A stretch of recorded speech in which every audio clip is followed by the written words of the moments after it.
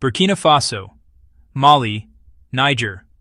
3 countries, 1 mission. They are called the Confederation of Sahel States.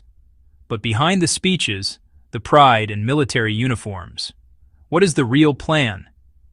This region is a geopolitical flashpoint.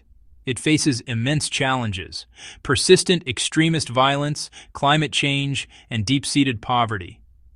The combination of these factors creates a fragile environment where stability is a rare and precious commodity.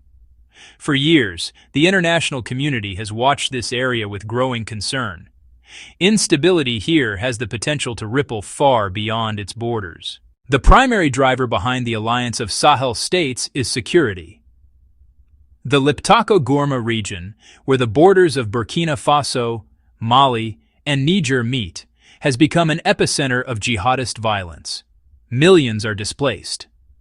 Armed groups affiliated with Al-Qaeda and the Islamic State operate with near impunity, crossing porous borders, launching attacks on soldiers and civilians alike. The scale has overwhelmed individual national armies. The alliance logic is simple. A threat that crosses all 3 borders must be fought across all 3 borders. To achieve this, the Charter states that an attack on one is an attack on all. This paves the way for deeper cooperation and joint command structures. Coordinated operations, joint patrols, and intelligence sharing becoming standard practice, building a combined force more agile than the sum of its parts. The formation of the Alliance of Sahel States does not exist in a vacuum. It has sent ripples across the international community. A complex web of outside actors is now involved. The most prominent is Russia.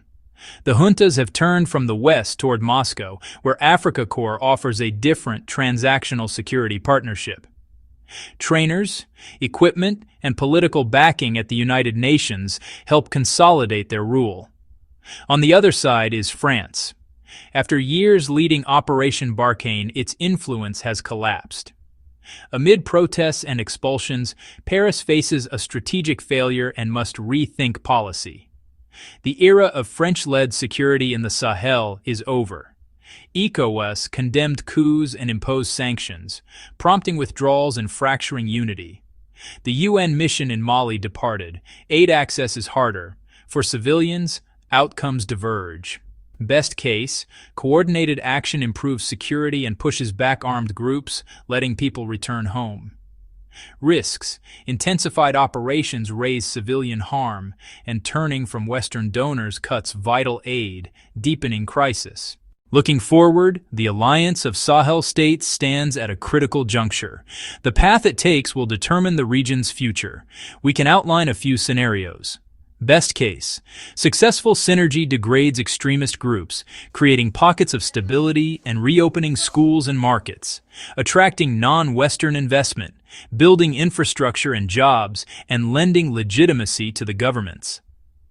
Worst case, a paper tiger, poorly equipped and uncoordinated. Armed groups expand and attacks intensify. The bloc grows isolated and dependent on few backers, risking state collapse and mass displacement across borders. Thank you for watching. Kindly share, like, and subscribe.